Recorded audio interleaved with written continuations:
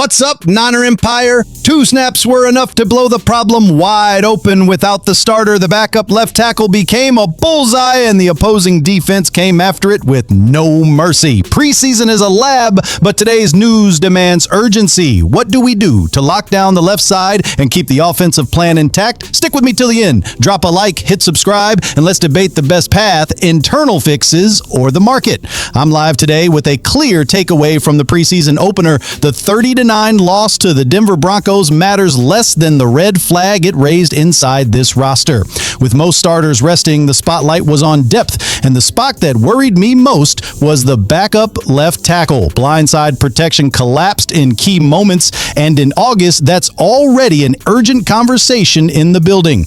Let's get to the facts. On back-to-back plays, Nick Bonito beat Spencer Burford clean at the snap, blowing up the offensive calls before they even got going. The Broncos' edge added 2 sacks and flipped the tempo of the game.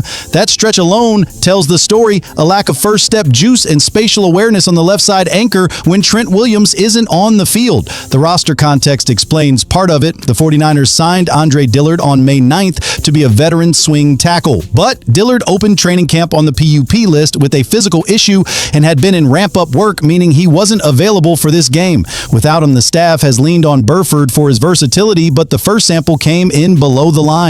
Why does this matter so much? Because Trent Williams just turned 37. He's coming off a season where he missed the final 7 games with an ankle issue, and the team's performance without him cratered. 1-6 in 2024 when the LT was out. When the difference between competing in January and falling short is a possession or 2 per game, blindside protection can swing the whole season. There are internal paths forward. First, Dillard needs to come back and play above what he's shown in recent years, holding down the swing tackle role without becoming a target for defenses. Second, Burford has to level up fast with his set technique and angles, shrinking the strike zone against speed rushers, especially on 3rd and long. And remember, beyond Dillard, the team also brought in Nicholas Petit-Frere. If he locks in on the right side as a reserve, it opens space for a more stable shuffle in the rotation. Short term, there are call sheet tweaks that ease the risk. More TE-RB chips on the left, play action with half rolls away from pressure, RPOs, and quick game to neutralize that first step from rushers. Kyle Shanahan has pulled these levers in other emergency situations, and they can quote hide the vulnerability until the unit settles. Here's my bottom line. The Week 1 preseason score will fade, but the warning won't. The 49ers need to turn the backup LT spot from a liability into, at minimum, competitive neutral before Week 1.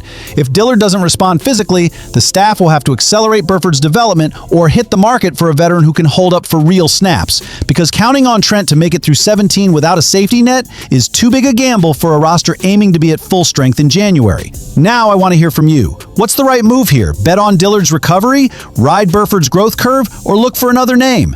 Drop your takes in the comments. If you're into quick, no-fluff, data-backed Niners breakdowns, subscribe, turn on notifications, and let's track every step of this offensive line together, faithful.